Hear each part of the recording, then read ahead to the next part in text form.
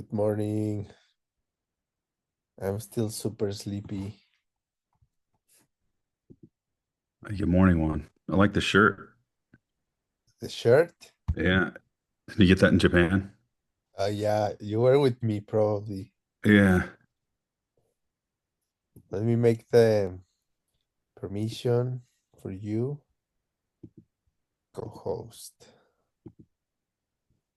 And checking if any other permission is required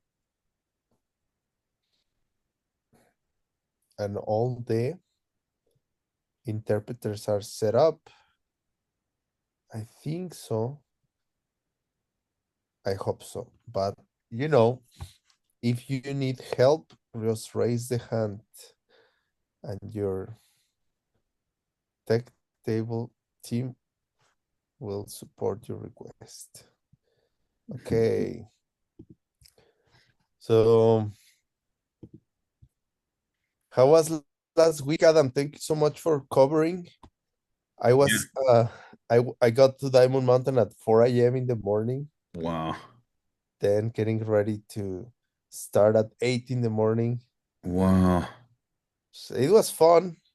We were planting the agaves for the Mexican bat restoration project, That picture, I have that picture in my mind now. right? So it Mhm. was good. It was great. How was it for you? I think we all had fun. Uh, yeah, we went through and we were talking about the differences between non-existent things and unchanging things. So yeah, it was entertaining and confusing. Excellent. So I see Lena, thank you so much for translating today. And I see one there on camera. So thank you for so much for your interest coming here. Maybe just start with just a few moments of setting our intention, motivation, vision on why we do this crazy thing of waking up at 6 in the morning. But yeah, maybe let's just take a moment. So why are we here and where we gonna get? Just a few moments there.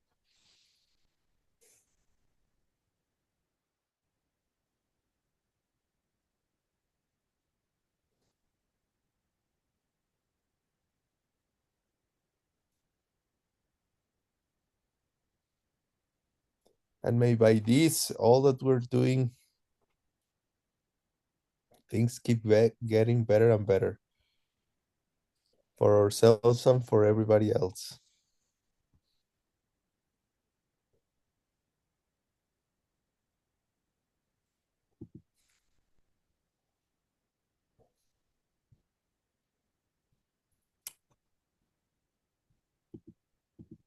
So what we've been doing lately that I would like on my side to continue with, we've been going through the run look section of the Door to Emptiness book. The run look section is the section where the school we are kind of studying this time is the second school, the Sutrist school, is when they present like a list of the facts or ideas that they believe on. On the first section of the book, we had introductory debates, which I was thinking after we study some of the Ranlook section, we should go back and see how different, try to see the difference on how much more clear they may be for us. But that can we do sometime later. So that's the first section. And then on the second section, we have this run look section. Run look meaning our own system. And then on the third section of the book, we have like the famous comeback where we had another chance to debate and maybe clarify whatever last few questions or misunderstandings that could be there still. But for now, the random section, we've been going first through aspects of it's like almost the random like section seems to me that it's kind of addressing the different senses really. First, we talked about the visible form and many of its categories. Then we start doing sound, which also has very interesting ways of being divided. Like I don't know why, but they divided sound as like sounds produced by the human body and sounds produced not by the human body. Hmm. Sounds produced by the mouth and sounds produced by something other than the mouth. So, all right, we'll see. Hmm. And for that, we have been reviewing some, well, what I've been doing that I hope it's helpful, some different kinds of maps like flow charts, but also like these circles of um, groups and subsets, groups and subgroups. So Hmm. just so you have these visual elements that maybe help to categorize things and as tools that when the time comes, if you're having like a hard time maybe um organizing ideas or what I'm saying is that it's just tools that may help our clear thinking really time to time, just to have it kind of as either people say tool in your toolbox, but there is another way, no, on the belt, like under your belt. And here with us, of course, Adam Andrade, one of the translators of the book that we're using. So very happy that you can be here, Adam. Do you have something that you would like to address today, especially? No, nothing specifically. I was thinking we could continue with our discussion from last week, or I could kind of help add something at least to the discussion with the topics and material that you get into, Okay. because I spent so much time with it. You know, it's kind of it's easier to fill in the details.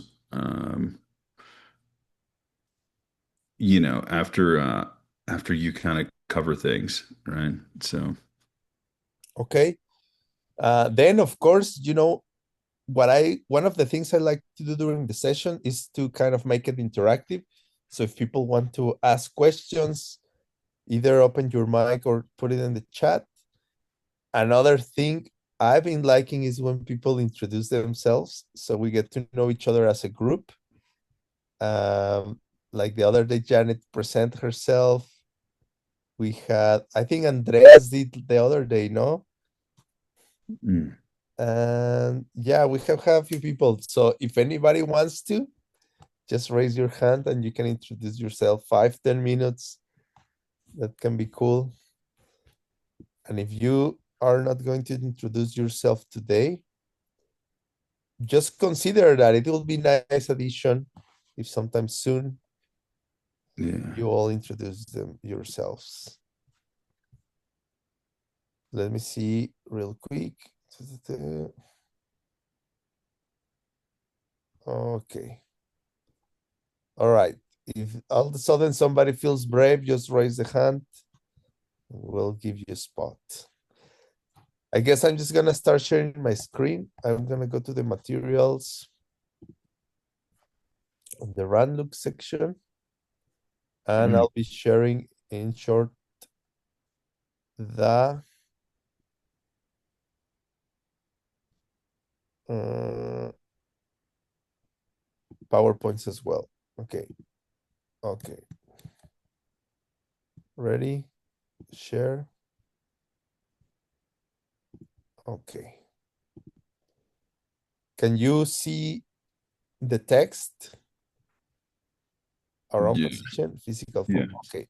So yeah, just so you know, super quickly, it's like the first section I was telling you about.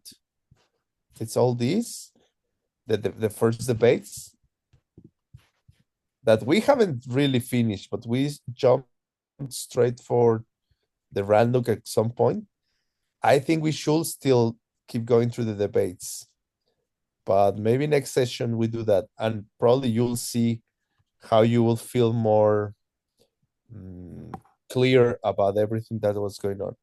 Now, this is the second part of the text. You see, section B is our own school, topic of red and white, our own position, the ranki lukla, rang look. Rang means self, and look, I don't know. It was yeah, like system. Okay. And key is off. So it's almost to say about. I'm gonna guess about la is just a Latin, a particle in Tibetan that can indicate many different forms of connection. So I will say this time is like about a system of our own, of the self. But of course, that's a bad translation. So it's more like the position of our own school. Hmm. All right. So you see, I mean, we already are a few phrases into it, so we are not going to check it at all, but just generally speaking, it starts sharing many definitions. We start with physical form. And I encourage people can access this material in the Google Drive we have on the chats. And you can, let's say, make a copy and start making your own notes. This system helps me a lot because when I have questions or observations, whatever, I write them there and then I can come up later to figure them out or to start chewing deeper in these ideas. So you can make a copy and do your own. This is just an example of how I'm doing my own notes, right? But you can do it as well. We start with um, form. Form and matters are synonyms. This is the way the rank look system works. Like it just give no debate here. It just gives you information, the ideas that are accepted in this school. Form of matter and synonyms, two types or form, either outer form and inner form. We already check all that, but you know what? I'm gonna share with you the PowerPoint. Can you see the PowerPoint right now or no? You're looking at the text? No, we're still looking at the text. Okay, let me change that real quick. One, are you just doing a simple review? Yeah, just to get to where we were Yeah. at. You want to add or change something right now? No. Just want to add. Yeah, definitely wanted to add something. Okay. Um, I think you're doing a great job, sir. Keep it up. Thank you so much. So, okay. You know, I've been working in charts, so it's interesting and fun. Wild. Yeah. So let me okay, presentation. Where is this? Oh, slideshow. Yeah. Continue to share. Okay, yeah. Anyways, this is the first one, but right now we're gonna not use this one. This is the next one is the one I want to show you. Yes. Is that what I was doing is like, let me see. I think I have to share the screen in general. Otherwise, it's not gonna work. So yeah. It's like I start following the text, and based on the text, I start making the flow chart. So I go like, okay, let's start. Form and matter and synonyms. And then okay, form, oops, and matter, okay, are synonyms, you see. And then Form is divided in outer form. Form is divided in inner form. Outer form is divided in the Dor sense of visible form, which basically is visible objects. Dor sense of sound, sounds or audible uh, objects, and like that. I'm just gonna try to move forward, but you get the idea. Like this. But all these, I was taking it from here, what the text was giving me, right? So Mhm. there is a definition of outer form is what is not mm, directly attached to the consciousness of our senses, basically. And our inner form, which is what it is pretty much the five senses, five different types. Okay, let's keep moving. Then we got deeper into each one of them. Then we start getting deeper only into the physical visible form, shapes and colors. What are the kinds of shapes and what are kinds of colors, primary, secondary? Okay, so now we tape into the Mushimusum, which Adam also shared with us a few sessions ago, and the combinations where apparently colors can be shapes, shapes can be colors sometimes, or colors can be only colors but not shapes, shapes can be shapes but not colors. And of course, for me at least, it sounded a little bit weird. How are you telling me that a color can be a shape and a shape can be a color? What's all that? And we figured it out. I hope you remember that generally speaking, we can say that when these Pramana systems talk about shapes, some of those shapes, no, sorry, when they talk about secondary colors, they are kind of talking about uh, visual effects like these ones, that cloud and smoke, dust, storm, and fog. They call them colors, but they say the secondary colors, are kind of shapes and colors at the same time. And then I figure it's because they are like visual effects. If you think Yeah, of this designing programs, like I don't know, what's the name of the famous? the Photoshop. Yeah, sure, totally. It's like you can add effects like blurry or cloud Hmm. and smoky to something. Yeah, it's so one of the ways you can think about it is because it doesn't quite make sense when you first look at it. Mhm, Um, but these are like adjectives, right? mhm, So when you think about cloud and smoke, and you say that it's a color, you're not necessarily talking about the color of a cloud, mhm, but you're talking about cloudiness, mhm, right? mhm, Does that mhm. make sense? I think so. And it's like effects, visual effects that things can have. Either is more because there are more than these. Here I just add four, but there are eight traditional effects. Like some can be more shiny, some more darkness, Hmm. shady, brightness, things like that. Like if you think about the color of a gray cloud, Mhm. um, it's it's a secondary color, but it's a secondary color because it's gray, not because it's the color of a cloud. Does that make sense? So we Like, you have to differentiate uh-huh. between qualities and characteristics here again, right? Mhm. So a cloud has qualities. It's going to have the quality of being gray, or it's going to have cloudiness, right? Okay. But And that we cloudiness, consider it's a secondary a color, secondary color, right?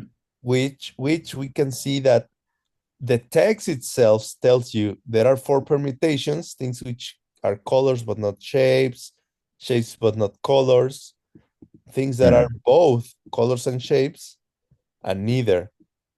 Yeah. So in that case, I was like, how can something be both? But the text is the one who gives you the examples. Here, for example, it's both a color and a shape. For the four of cloud and smoke, dust and storm are examples. Mhm. Okay, so that's what I wrote here. But then we mentioned that doing this categorizing starts taking our mind to Chichedrak, uh, quality and characteristic. In this sense, remember that Chichedrak has like a few different ways of uh, be explained and understood. One of them is this set and subset, which will eventually take us to the higher form of Chichedrak when we understand quality and characteristic. But here in the set and subset, it's like, okay, we have colors, and inside colors, we have another small set of things that it's called both colors and shapes that shares the set, the bigger shares space with the bigger set shapes, and you conjunct them.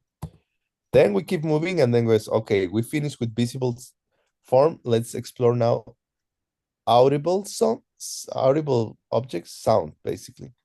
We put the definition. That's what I told you. It divided in sounds produced by a person or not produced by the person. It's here. Let me show you. Okay, we finished with the sense door of form. More notes I made, colors and shapes. And then we start with sound. This is the definition of sound. That object which is heard by the consciousness of the ear. So we have it here. That object which is shared by the consciousness of the ear. Start checking the divisions. Sound can be divided into two. Part of a person and sound by elements which are not part of a person. Back. Then the examples, clapping the hand, for example, or the sound of a river, traditional examples. But then it says, this is when I was like, okay, something else is going on. It says, we can also divide a different way of dividing into sound that it's a verbal expression by a living being and sound which is not. So by this time, I realized this flowchart system was not going to work for this particular situation. So I was like, okay, this is what I mean. Like having different tools can help us to categorize things. Mhm. One of the tools is this flowchart, but if you see it's not going to work, then let's use the other one. And it's like the huge um, sets and subset things, but I think it worked very well. Check it out. Mhm. I'm just gonna go for it. So you have different groups of the different ways how you could divide sound. So some of it is produced by the parts of the person. Some of it is not produced by the parts of a person. Some of it is a verbal expression. Some of it is not a verbal expression. And there is like combinations that certain things that can be either one of these groups, sorry, can be on either one of these groups or in two. I don't think any of this can be in three, but we'll see. And then it's like, okay, let's take the examples. Clap is a sound, so yes. It's produced by the parts of the person, yes. And it's not a verbal expression, yes. So it belongs inside these three groups of being sound, pap, pap. Okay. And like that, we had many, like a verbal expression saying hello or hi will I be want categorized here. Yes. uh just so that the translators can breathe. Oh, yeah. Thanks. Sorry, you were on a No, roll, but yeah, sure. No, just explaining like we grab different examples that the text mentioned. Don't think I'm making this thing up. I'm just following the text. Mhm. The sound here is like the different ways of dividing sound and which ones are synonyms. For example, here, the kind of sound. that is not a verbal expression, and sound, which is not expressed verbally, are synonyms. Okay. Here, like a drum or a horn. And we are about to move on into smell. This is the new, we just gonna explore this topic. But anyways, it's like I got a few examples and tried to put them there. This SIHT means sound is a changing thing. The text gives that as an example. And then I was encouraging people to play with this, but also maybe write down your own discoveries or realizations. Once you realize something, maybe the word realization sound like, oh, so big and mystic. I mean, it is, but at the same time, it means something you realize by either studying something or by meditating, like something you, as Adam likes to say, you put the light of awareness into that obscure thing, and now you know that thing or you are aware of that thing. So I was writing the things that I discovered on orange, right? I discovered like if sound is a verbal expression, it will always be produced by the parts of the person. So set and subset again. And like that, I was writing different things that I'm noticing. Book. So, and you can do that. It's a great exercise as well. It helps to bring clarity to these topics. Just spend some time with them. Okay, so now the door of sense of smell. But this time what I did is like, because I feel it's a good way to help the audience, I thought like, what if I did only half of this map right now? You'll see in a moment. And I was like, why don't we work on it together? So you see how do I do it? And then eventually, if you want to do it, there is like a reference on how to do it. It's like we can do it together. So let me share the text. Okay, now, just for good luck. Okay, if anybody wants to read and practice your Tibetan pronunciation, here we had Adam with us. He can help us to correct our pronunciation. If anybody would like to read, please just raise your hand and we can go to the smell section.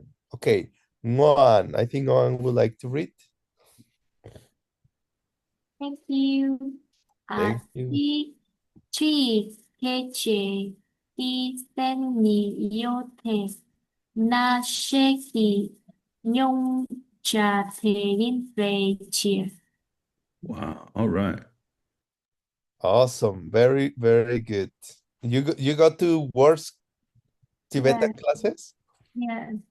Awesome. Thank you. Thank you as well. So it says there is a definition of the door of sense of smell because that object which is detected by the consciousness of the nose is as definition. Okay, great. So we put the door of sense of smell is that we're gonna work with. This its definition, object detected by the consciousness of the nose. Okay, what's next? Smells may be divided into two types, natural smells and concocted smells.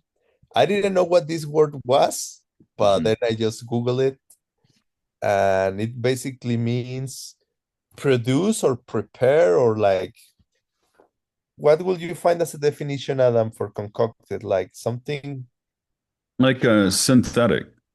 okay, produce maybe, but Yeah, you have like natural and you can have natural smells uh-huh. or you can have Yeah, like artificial. like perfumes, right? Uh-huh. Yeah. Okay, great. So, and then to me, it's interesting, like to realize why these texts decide to divide things the way it does. But I think it's like difficult to know exactly why they divide things like that, but we'll keep exploring. So it's just interesting to see these divisions. We'll for sure will learn something out of it. So, right, natural and concocted, right? So it's like, okay, natural smells, concocted smells. It's pretty straightforward, you see, but I think it can give you an idea of how to develop charts, and it helps me to get some clarity on, because these topics are so vast with so many categories and elements into it. Okay, what else? Example of a natural smell. It says the smell of sandalwood. Okay, so sandalwood. Woo. Now, example of a concocted smell, the smell of incense that was compounded. That's why I guess it's like a way of the text to give us clarity on what is the meaning of concocted, right? Well, Because it's almost like, interesting. It's interesting because sandalwood itself is natural, but you can also manufacture sandalwood incense. You see? So you can make incense out of the sandalwood by adding other things, right? Yeah. And like many instances, the stick of incense we get nowadays is like a few combination of different elements, even if all of them are natural. It's just a combination. So we can say it's a concocted smell, compounded. Okay, so incense that was compounded. Okay, and then it says natural smells may be divided into two types: natural smells which are pleasant and natural smells which are unpleasant. So we have here two lines for dividing natural smells. But let me stop. Okay, you still see my screen? Yes. All right. So what I'm doing is like I use PowerPoint, and when I keep going with this, now I have ways to move faster. What I do is like I copy paste a lot, but just so you know, for the record on the video, if anybody else wants to do your own flow charts, it's like I go to insert, shapes, then I choose like a rectangle. This is the one I've been using. Then I do this, I click on it, Command C, copy, Command V, paste, then I move faster, right? And then in order to write, oh yeah, insert, text box, I just write here something, and then it's okay. Pleasant. Oops.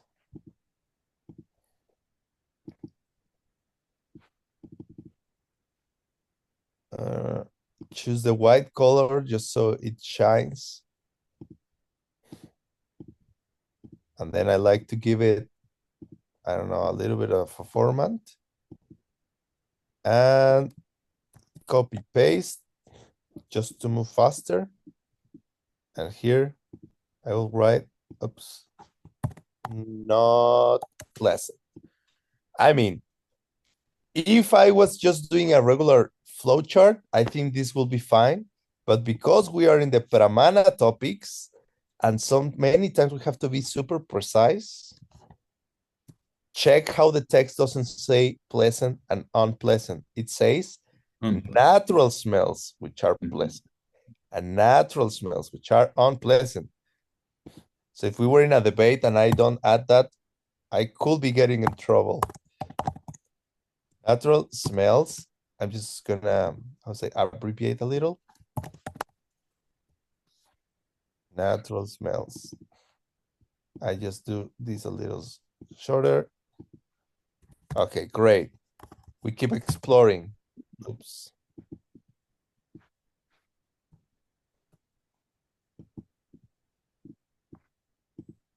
So this way you can also do your own chart flows. And when the time comes and you want to present one of these topics that I hope some of you do soon, like it will be cool. Like, as I say, like sometimes, oh, I don't know. Milan is going to present for 10 minutes the next section. And just like that, if we all start participating, it can be also a nice time for you to practice if you want to teach more or whatever. So just sharing tools that hopefully helps in the future. Let's go.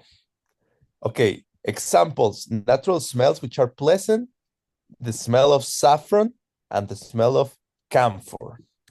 All right. Admit. So even these things, the lines you can copy and paste. And I'm gonna make it slightly shorter. Copy paste. Not really, only one. That's another thing. You will little by little decide how to divide it. Like either I do 2 categories or I do only, let me show you, or I do only 1 box with 2 examples. You'll come to find out what's best for each time. Oops.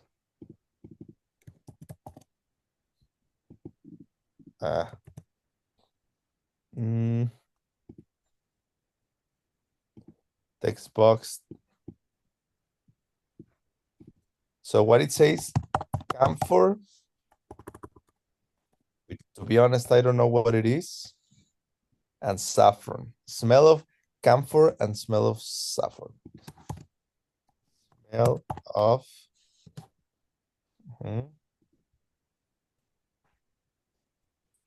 what's camphor? That's another type of like tree.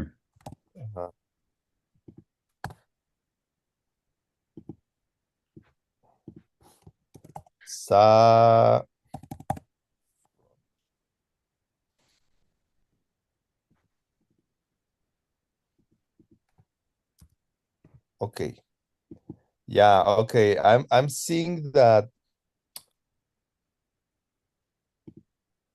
Okay, I guess as an example, it's okay to do this, but in the future, probably I'm just gonna have it done because then I thought it would be faster, but it takes time.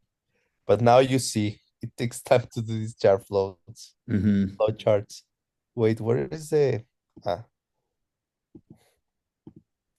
Okay, and like that, we keep exploring the run look section on smells, and then natural smells which are unpleasant, the smell of asafoetida, sure, and the smell of sulfur are examples of that. I don't know what's asafoetida, but when I don't know, I check the internet. Now, smells which are concocted also can be divided into 2, and the category is the same. Concocted smells which are pleasant and the ones which are unpleasant. For that, yeah, luckily we can just really copy paste. This is gonna be faster. That.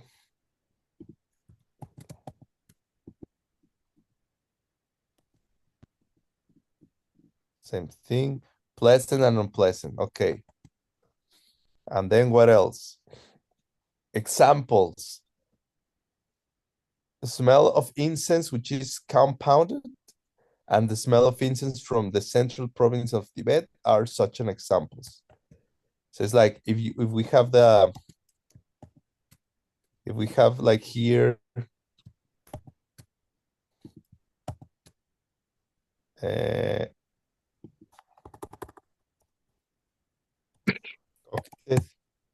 smells that are pleasant,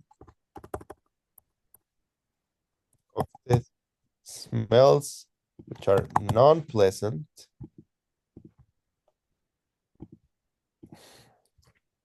we'll have the category of nice incense and the incense from the central province of Tibet, which was compounded and concocted. And things that are unpleasant, it says many foul-smelling medicinal plants compounded together is an example of concocted smells which are unpleasant. Okay, great. We have like this little chart. I mean, we didn't finish it, but you got the idea. Now, what will be next? Now we move on to the door sense of taste. Yes, okay. There is a definition of the door of sense of taste because that object which is detected by the consciousness of the tongue is that definition. Okay. Will somebody want to read the Tibetan next? You can raise your hand. Or maybe Adam, you can choose a person from the audience. Nguyen, can you help us with two more? Maybe if we do three at a time, that would be Three lines, you mean? Oh, yeah. Yes, oh, I yeah. think guys.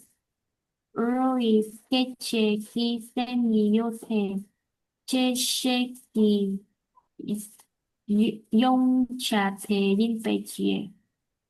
Yeah. Awesome. Great. So there is a definition of the door sense of taste. And just so you know, taste here is raw. Very important. It can be very helpful. That object which is detected by the consciousness of the tongue is that definition. So you see how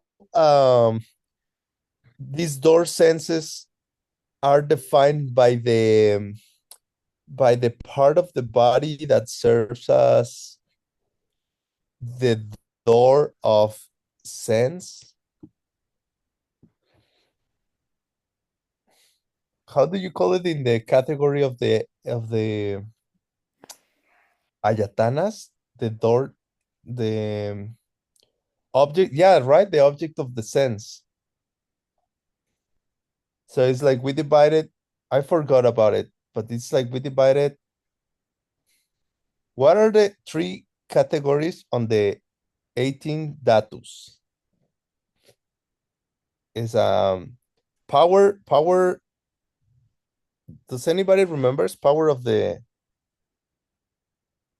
Anyways, well, luckily I have a chart, but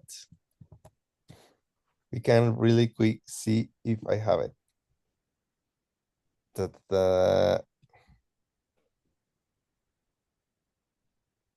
No, I forgot how we had. Anyways, I'm not gonna go there, but because it's just gonna take time. But next time I tell you. Is the three ways that you divide the 18? It's like three sets of 6 things when we talk about the division of the 18 datus, which is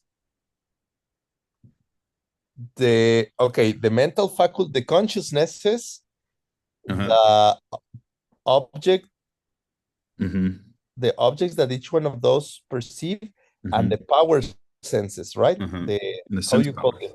The sense powers. So exactly. What I mean is like you see the door of sense of taste is defined by the sense power, the part of the body that possesses the sense power, which in this case is the tongue. Taste may be divided into 6 types, which is sweet and sour, bitter and astringent, spicy and salty. And if we were doing the chart, we will be dividing it here. Right now, I don't have any more charts. I will do them, but for now, let's just focus on the text. Okay, who else wants to read? Oh, yeah, one more, please. She herself can do. I see. Now sharp to do yote buram hero tam omai rotabu tein feichi. Very good.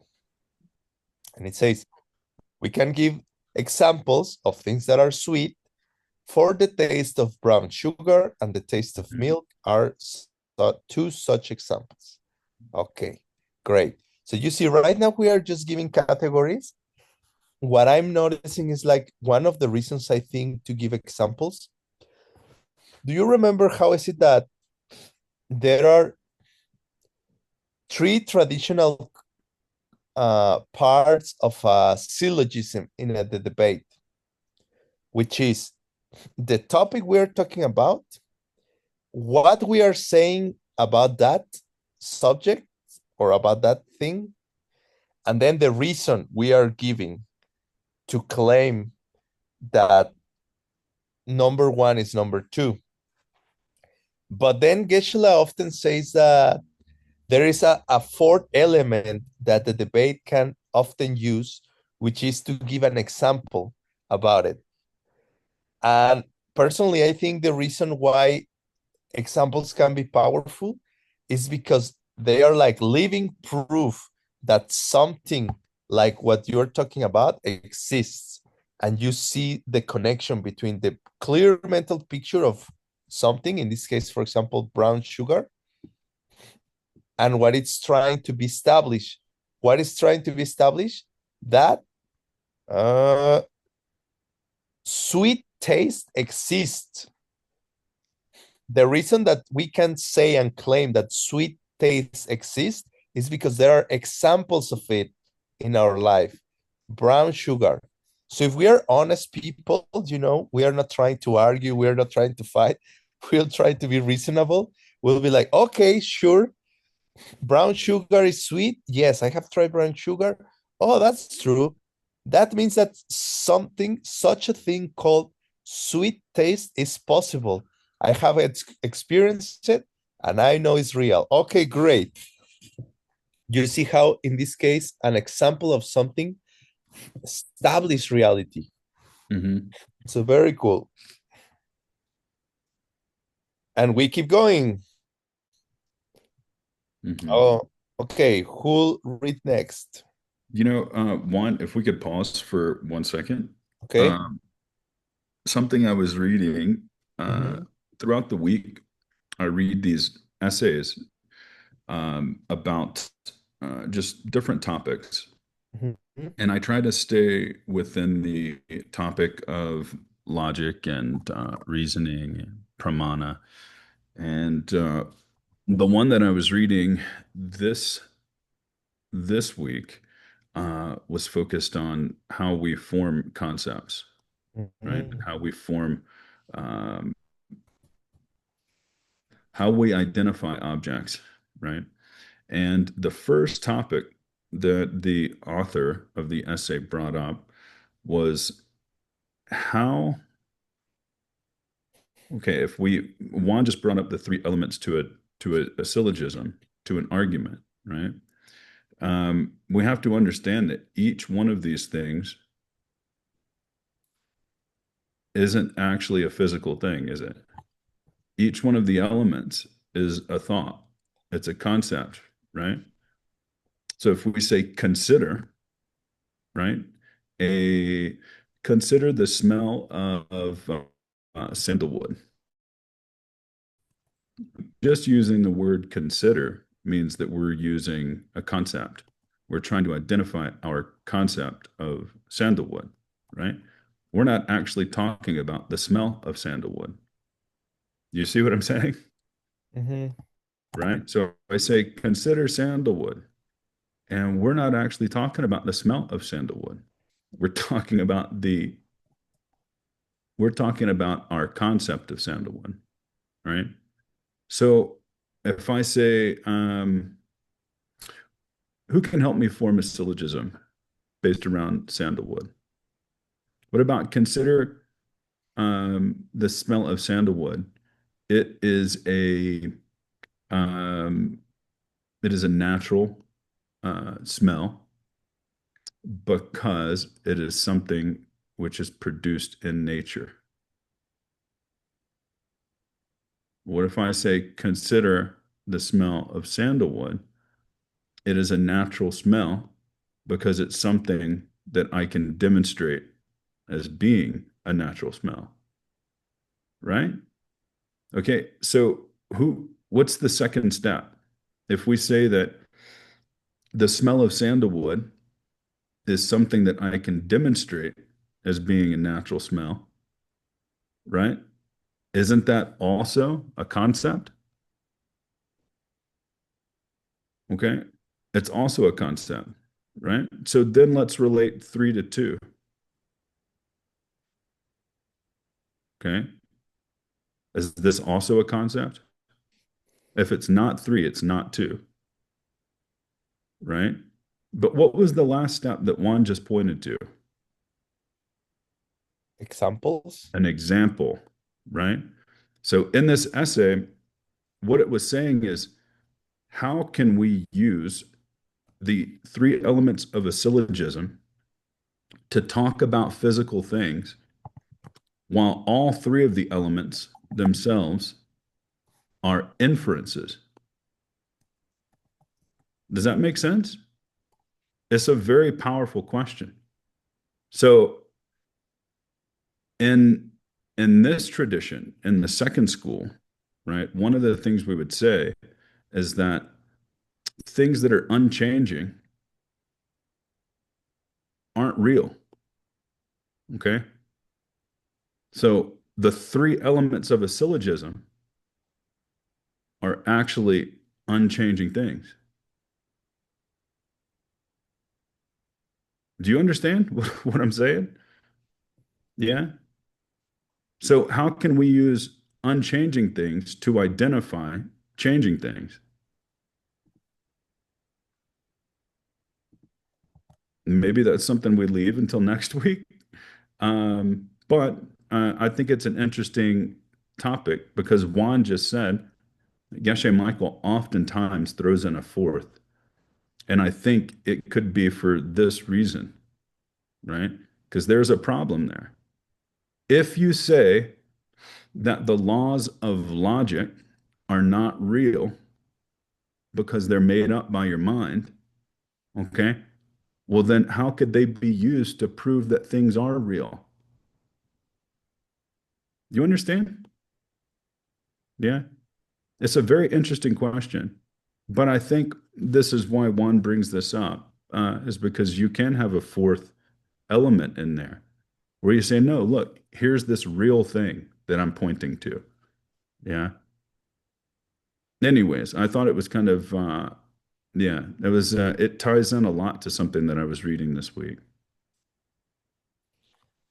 Alan, I was thinking about something.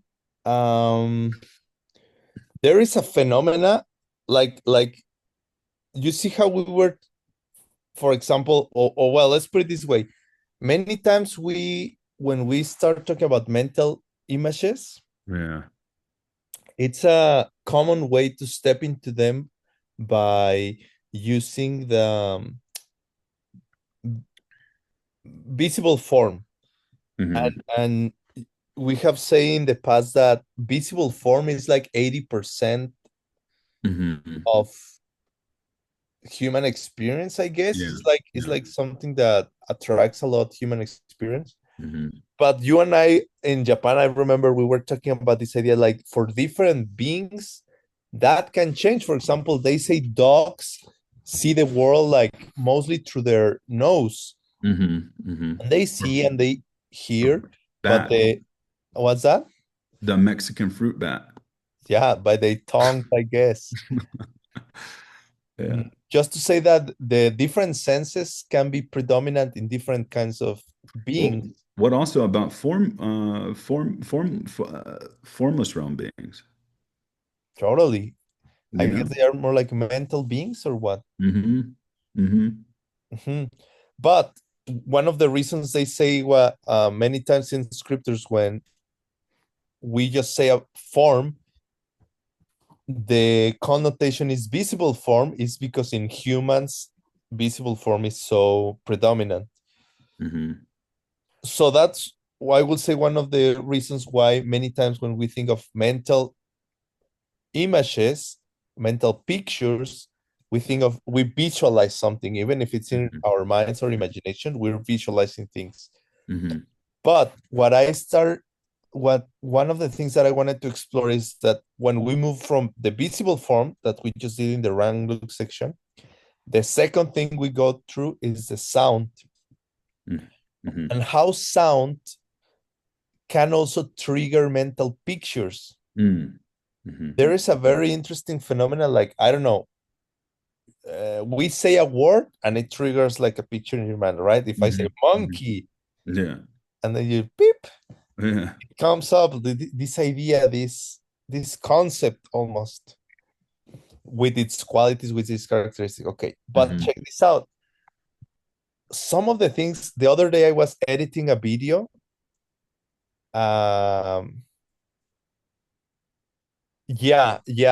I don't know if it's like, if I show you the video, it's like a 1 minute video. And it's really just about something I did in Peachtree World News for the DSEU third anniversary thing. It's like about a minute or two, but I noticed something very interesting that I have seen happen in the past. Maybe, I don't know if I should show it and you can see by your own eyes. Let me see if I have the video right here accessible, and then I'll share it. Or I just talk about it because it's gonna take me a little while to find it. But anyways, apparently what happened is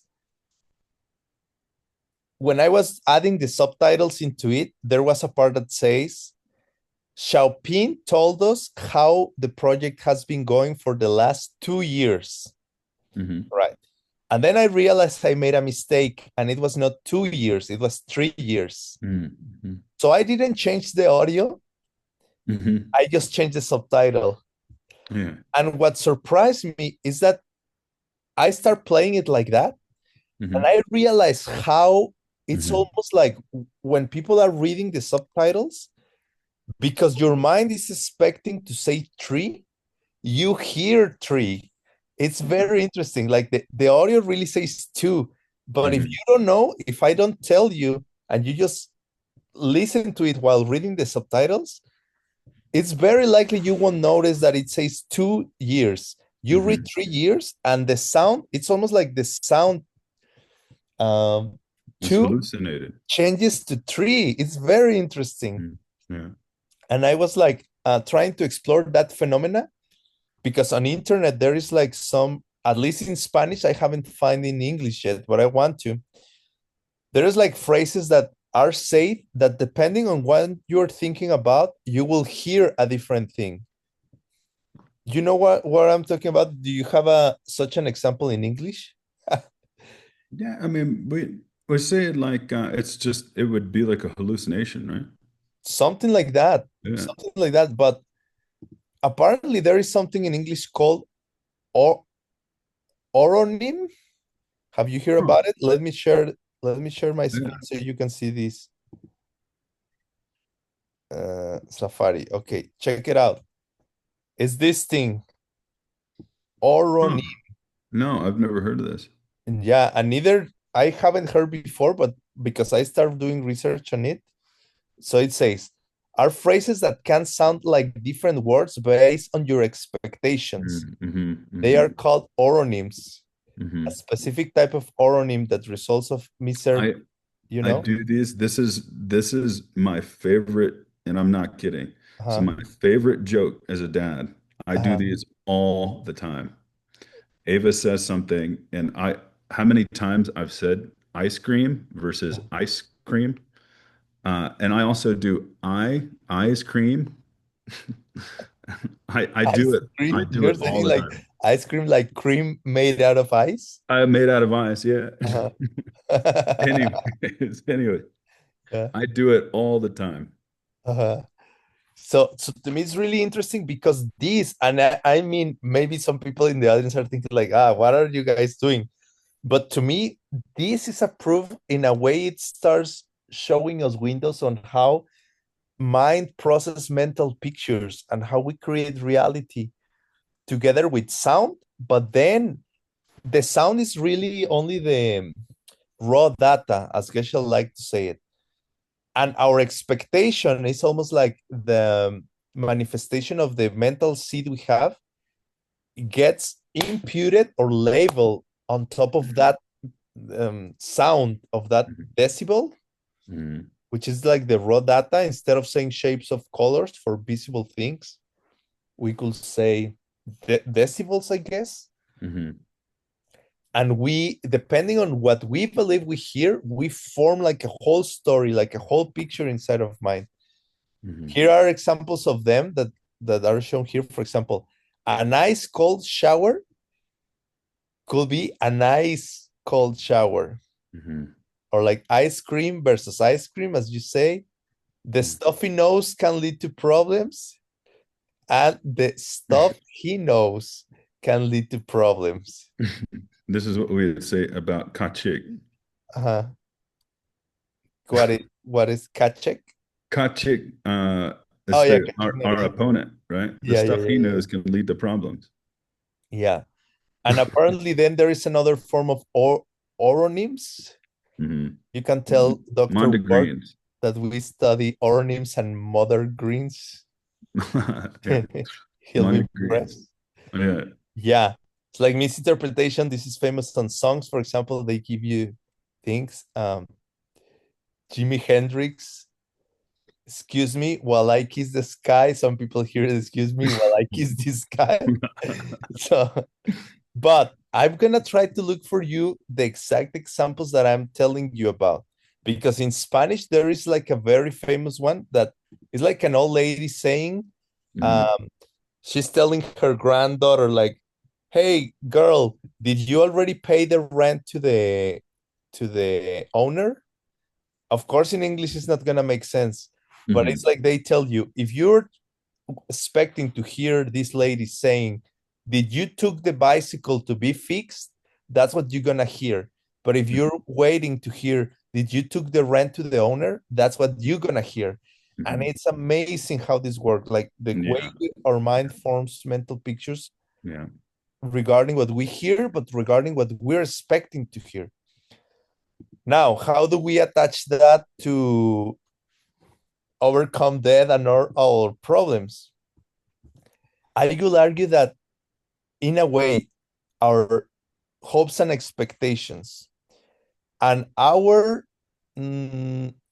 assumptions on how reality works in a big way is what's gonna shape how we experience reality. And I remember Geshe saying one time that the way we see things play a big role on what they actually become. Is this thing, Adam? I think you like talking, and I think you talk very beautifully about it, about how by understanding deeply how reality works, then we can use this what could seem very logical and very I don't know, rigid or something like that, but really in order to transform our lives in a very beautiful, magical place. Almost like, oh, what's our expectation? Our expectation is that everything is coming at us and we are just victims. Or our expectation is that we are empowered, really, that we can do something about it, that we can, by the way we behave towards others, by the way we make our daily choices, we can shape and transform things to be better. But almost has to do with if we really believe that. I think there is, lately I'm exploring this idea, the power of, I don't know, I don't want to call it the power of fate, but it's almost that. But now I'm understanding more how it's fate based on logic. It's like after we studied this a lot, we really believe, we prove to ourselves that, oh, that's true. There is a way we can shape reality. And now we start having faith that a change, a transformation is possible. And that belief is based on proofs that we have been giving to ourselves by studying, analyzing, debating, checking, maybe doing flow charts. And after that, it's like, okay, wow, all right, I understand. So it's maybe possible, maybe it's really possible that my seeds and my mind can shape my reality. So now we develop this faith, this energy, which is going to give us certainty, and even to like a, I don't know, I'm gonna sound too hippie, but like a vibration energy level. Things start changing, the way we behave, our emotions, the way we interact, the seeds we're planting, and starts running the machinery. One, Janet had her hand up, and I just want to make sure that she gets a chance to for to sure. offer something if she'd like. Because we ended last week with seeing emptiness, the Mm. perception of emptiness, which was kind of how we started the class. Mm-hmm. And then we ended your class yesterday. Well, what was something that was non-cow that he's alluding to. Mm-hmm. And then this yoga perception of emptiness is something to be experienced, not talked about. So if Mm-hmm. we use words, it doesn't really describe it. It tries to, Mm-hmm. oh, I'm sorry. It tries to describe it. Mm-hmm. And Mm-hmm. so it goes back to when we have seeds, we only have the seeds to perceive what we can perceive. So if we, like I was talking about atoms to Lama Sarani, who loves to correct me, and Adam does too. Uh-huh. But I only have the seeds to see things as atoms. I don't Mm-hmm. see them beyond that. I don't have experienced the yogic perception of Mm-hmm. emptiness because I'm still looking at molecules and seeds. Mm-hmm. And so if we're only at where we're at, it's complicated. We can talk about time, Mm-hmm. talk about like I'm changing careers. At one point, I thought about being a commercial electrician, but Mm-hmm. I didn't go that route. But if at that time, say like 2010, Mm-hmm. I used the words data center, Mm-hmm. that wasn't, no one was building data centers like now. So Mm-hmm. that is it time? So in Mm-hmm. my limited way of seeds, I'm still looking at things linearly and with Mm-hmm. the limitations of words. And then I want to blame it on time. But as you know, that time is not up, that's just our seeds to perceive things in 2010 as Mm-hmm. opposed to 2025. Mm-hmm. So I don't know. I mean, it comes down to what we have the seeds to perceive. Mm-hmm. And Mm-hmm. and we can talk about, you know, the things once we define things. If someone takes LSD and they've Mm-hmm. never used that word, but they experienced it. But then someone takes LSD and there's a word for LSD. Well, now there's a word defining it. Mm-hmm.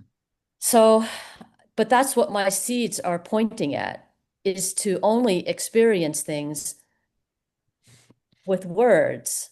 Mm-hmm. And of Mm-hmm. course, someone like Arya Nagarjuna wants to tear that all apart. Mm-hmm. And Mm-hmm. perhaps someone like you Mm-hmm. wants us to look at words, like you said, consider the word cow. Where does that come from? Mm-hmm. Mm-hmm. And how do we think of the word cow? Do we spell it out? Do we think Mm-hmm. about it? And why do we even use the word cow when we think of the word cow? Mm-hmm. Mm-hmm. But it's because that's where our seeds are at. That's the answer. Our, Mm-hmm. our seeds are at this. It's not much we can do about it. Mm-hmm. Not in the moment. Yeah, definitely not in the moment. Am I muted? No, you guys can hear me. Um, yeah. Well, when you say word, um, are you thinking about the sound or do you mean the sound as it comes out of your mouth? Right? Um, I think you could be thinking of both things. And I think a good question is whether or not you can think about one without thinking about the other, right? And I think you can do that as well because I could say some nonsense word like bong jungle, right? And there's no mental image, right, in my head, but I just spoke the word, you know, but it's not connected to a mental image. However, yeah, I thought it was very interesting. The first time I heard Geshe Michael he invited, before he taught the Medicine Buddha retreat, he invited a bunch of students to a lecture that he gave while he was preparing for the retreat.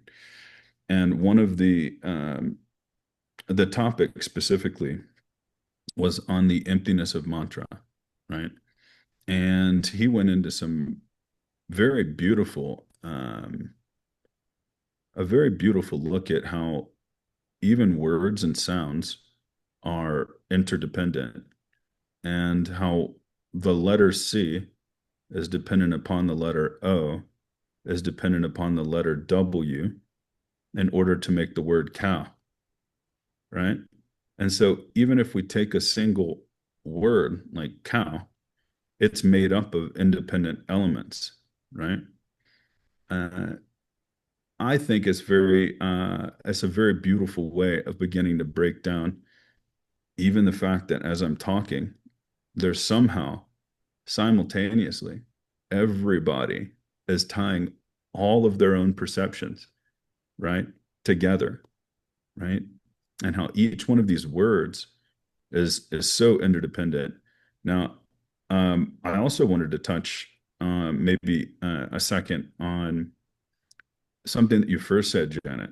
Um, and there's a very famous quote that I said at one time in class, and Geshe Michael said that's maybe one of my favorite. That's maybe one of my favorite verse of all time, right?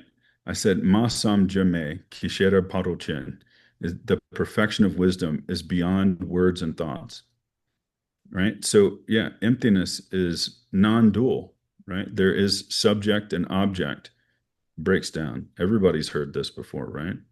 So it's interesting to think because that would mean how can we use words to describe it? You, you see? If it's beyond subject and object, then how can you talk about it? How can you describe it? And how can Geshe Michael give us such wonderful classes on it? Yeah. I don't know if Janet, if it was more so just an observation you had made, or if this was something you were looking for more clarification on.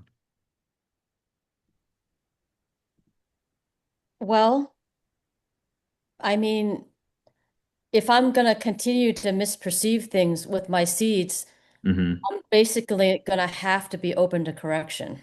Oh, okay. Yeah. Yeah. Yeah. And if I'm not open to correction, I have a huge problem. Hmm. Hmm. Hmm. Yeah. Well, this is one of the classic problems of a student, right? The pot analogy, if everybody knows from ACI 1, right? And already think that I already know, I know it, right? You don't have to correct me. I know, you know. Um, that's something I had to let go of. I thought I knew it all for a long time. And even when Geshe Michael would say something, I would just hear it surface level and I think, oh, I've got that. I understand, and then I kind of move on to the next thing really quickly. Um, yeah, I think it's a very mature look, Janet. Um, and sometimes it could take a decade or 2 decades before you realize that, right? Um, But what is 1 decade to 10 to the 61 lifetimes? I mean, really, we're talking Mhm. about it's reasonable if it's a decade, Yeah, but yeah, if that's true, why aren't we a little further along? yeah. Um, I think maybe you guys are, and I'm the only schmuck that's kind of left here. I think you guys are all giving me a very wonderful appearance of needing help, understanding these things. Um, I think we are all pretty far advanced if we have a perception of Geshe Michael in our lives. That means we're very, very high practitioners too. In order to see an Arya and in order to take teachings from an Arya that means that we're pretty damn close ourselves. So we talk about 10 to the 61. Well, if everybody here in this class was to apply themselves, and I know it's super, super hard because um, we all have jobs and lives we're living and families. So it seems almost impossible sometimes, right? But you'd be breaking a bodhisattva vow to think that, you know? So I think you're closer along than you really are. And you I have mean, to keep approximating. Geshe Michael kind of doesn't talk about it that way, though. He says that the job is the learning lab. I failed Oh, at the learning lab, just no, so you no, know. I'm more so just speaking of the despondent kind of nature that it could present itself as being. Oh, I don't have enough time to meditate, because we all have to agree on the fact that if you're going to see emptiness directly, you have to put in considerable time on your meditation cushion. Now, practicing these things at work may give you the causes that you will need in order to have a prosperous meditation practice, right? On the job, watching your morals, right? And keeping your vow book will keep your meditation steady. But that does not exclude that you don't have to meditate. You have to meditate. And that's very hard to find the time to do alongside study as well. Geshe Michael gave us a list of 5 things we have to be doing daily: meditation, yoga, keeping your vow book, service, and intense study, right? These things take considered practice, and you almost have to design your life around those things. And I think that most people have a hard time doing that because they've already fallen into a certain track of living. We've already kind of, I have a job, I have a family, right? And I homeschool, I have a full-time job. And, I also have friends and service that I like to do around my community. So I'm just saying we all have to get serious. I'm not excluding anything. And as a matter of fact, I'm saying, yes, Janet, I agree with you. That is the basis. We have to keep our vows perfectly, right? We have to keep our vows. But that's not the only thing we have to do. We have to do other things too. I mean, my experience is a little bit different than how you describe. I mean, if you have your family and you have your job, and you know your supervisor makes you angry, or your mom dies and she was there and she wasn't there, there's an object right there to meditate on. It's built into the whole thing of what we're doing, that there are Yeah. these things that happen, Yeah. and then you don't have to search for the object. Well, let's look at the 3 different types of meditation, right? Okay, one of those things is going to be Jogom. Okay, you're going to have Chegom and Shargom. Okay, the type of meditation that you have to develop in order to see emptiness directly is Shamatha, a single pointed meditation in which the senses are withdrawn. So it's an interesting distinction that we have to make. Can you keep single pointed meditation on the emptiness of your boss at work? I think yes. But in order to see emptiness directly, the senses have to be withdrawn, meaning that you have to be on the first level of the form realm. And that's something that can only happen in a deep state of meditation. I guess you could do it if you're a very neutral person, because then the person can't make you angry anymore. You remain in that part where you're happy and upset and happy and upset. You remain in that neutral point. But I have not been successful at doing that. Well, I think maybe, and I really appreciate this, because I think this is maybe something that if you're, mm, if you're having this thought, I think many people are probably having this thought. So it's probably important that we stay on this for a second. Do you see the distinction that I'm making between being in the first level of the form realm and then meditating on your boss single pointedly? What I'm suggesting to you is that the only way that you can see emptiness directly is to have your mind in the first level of the form realm. And if your mind is in the first level of the form realm, that means the senses are not working. Your mind is in a different level of reality. So it's not like you're thinking, smelling. Geshe Michael tells about, and this also happened to Jetson Kappa. There's a very famous story of Jetson Kappa being at prayer service, and they go into this deep prayer, and everybody else leaves the temple. and he's left there sitting after everybody's chanted. And all the other monks decided just to leave him there.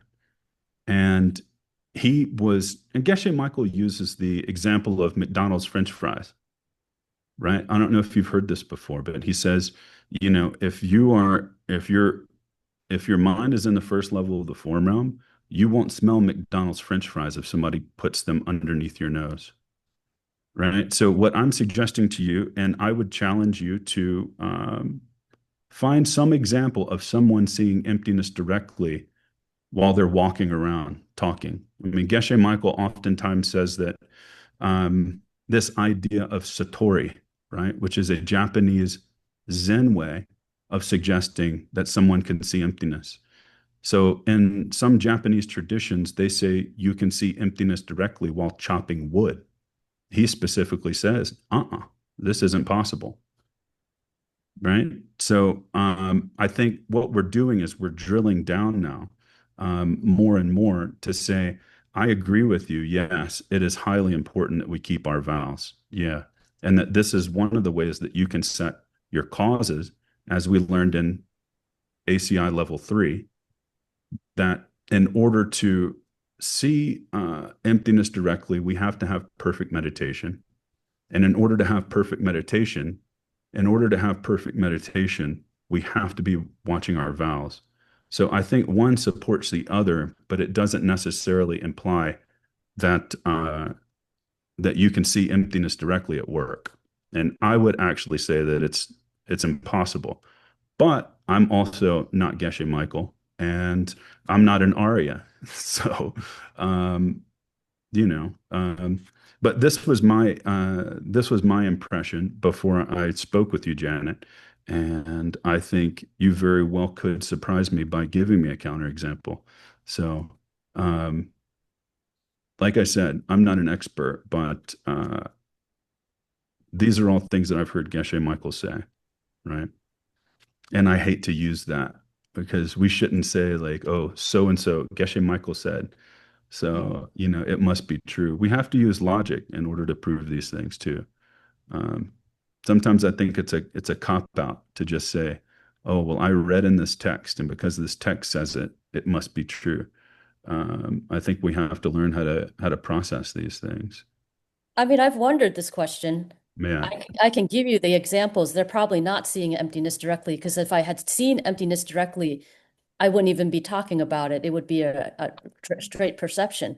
If someone you really like cheats on you and breaks up with you, and you feel terrible, one moment you had liked them, and then the next moment you feel betrayed. Where did that flip over? Mm-hmm. It's that Mm-hmm. moment. It's like this Mm-hmm. tiny, tiny moment.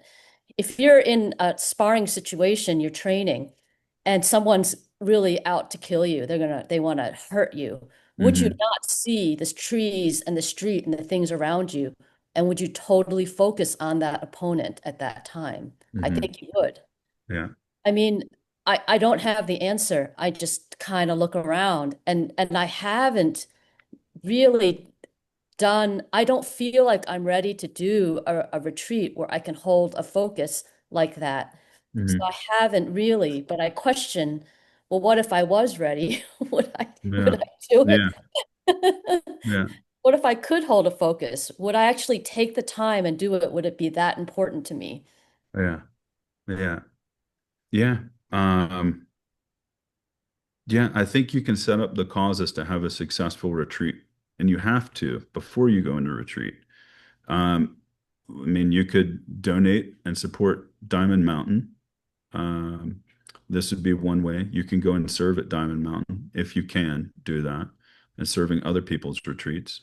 Um, but yeah, I think we have to plant the seeds before we expect to get the thing we want. And I think that's pretty foundational to everything. So, um, I do want to make sure though that everybody understands the difference between the two types of meditation that I'm talking about. Yeah. Was I being too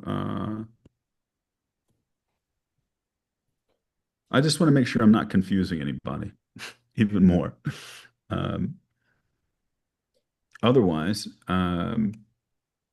Janet, um, it sounds like you have a pretty deep meditation practice.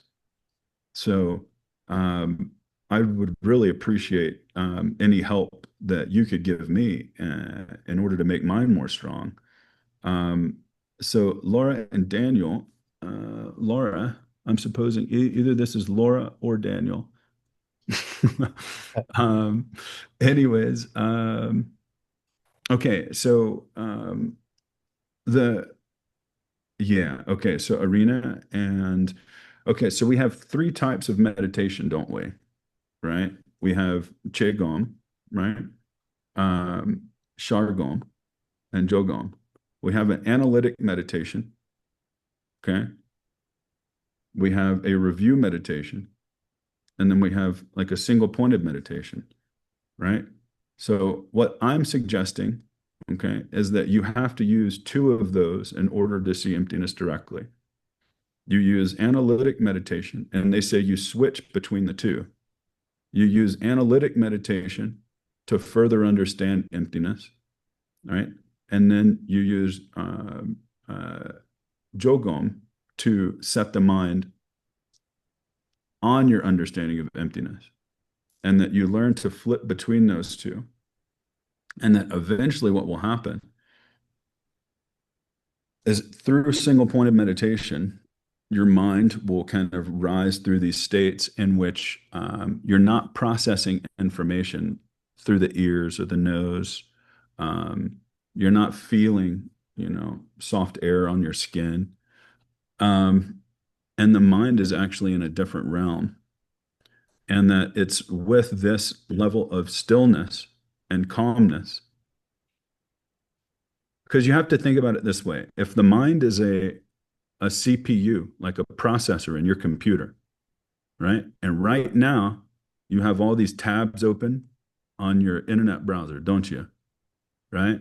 You have a bunch of programs like Zoom and Photoshop, and they're all running in the background, right? And so what you do when you go into single pointed meditation is you shut all these browsers down and you shut all these applications down, and all of your processing power is just used in order to focus on this one topic. And the process of doing that, right, is what I'm talking about. So these two different meditations where you have single pointed meditation, but the single pointed meditation turns into one in which the senses are turned off. You're not processing information from this realm anymore. And I think one of the reasons that has to be true is because the perfection of wisdom or emptiness is beyond words and thoughts. It's beyond subject and object. So how is your mind going to be like water poured into water with the Dharmakaya while you're also smelling French fries? It's not possible, right? So I'm drawing a distinction between these two types of meditation. Yeah. I'm saying that there are three main types of meditation, but within Jogom, single pointed meditation, you have a level of meditation in which all the senses are stopped. And you have to use that mind in order to pour your mind into the emptiness of a Buddha's body. Right? Is that too much, guys? I was thinking, Adam, maybe next session we can do a more formal presentation on the three kinds of meditation or something. Yeah. Yeah. Now, Janet, and please take the next week, and I love your questions. I think they hit on something. So I think it's very beautiful, especially when you contribute. I appreciated you sharing, and whenever you introduced yourself, and I really appreciate your questions and observations because they make me think too. I have to really think about my answers before I have to think about how I reply, and because you're very well thought out. No, I think it's worth talking about to plant the seeds to have successful meditation. Because if you have Shine, if you have single pointed meditation, if you have shamatha, Mm-hmm. in theory, you'll have a better experience. Mm-hmm. So it's we should plant seeds to have a good meditation experience. I think that's really important. We don't want to do it and then feel bad that we failed. Mm-mm. Mm-mm. No. I think I would be over the moon if I had single pointed meditation. Because I would have they say that there's a bliss that comes from very single pointed meditation. I would like to have that bliss. I don't think I could feel bad about my meditation. And my meditation is not good in that I can't do it very long. I feel very tired or I have the subtle dullness, but that's okay. Yeah. But someday I would like to have good meditation. Yeah. I think it sounds like you've got a wonderful meditation. You would not be able to come up with the observations or the questions that you come up with if you didn't have a deep meditation. Yeah. Many people can't think about things the way that you do. And I'm not saying that about anybody here in this class, but um, you know, translators, everybody, was there anything in the chat we didn't hit? Okay. Yeah. Maybe Juan, you and I can talk a little bit more about maybe subject matter to hit next week. Yeah, for Mhm. sure. I think it gave me the idea of Or, cool you know, topic to talk about. and it's also because this is everyone that's here, this is kind of your class as well.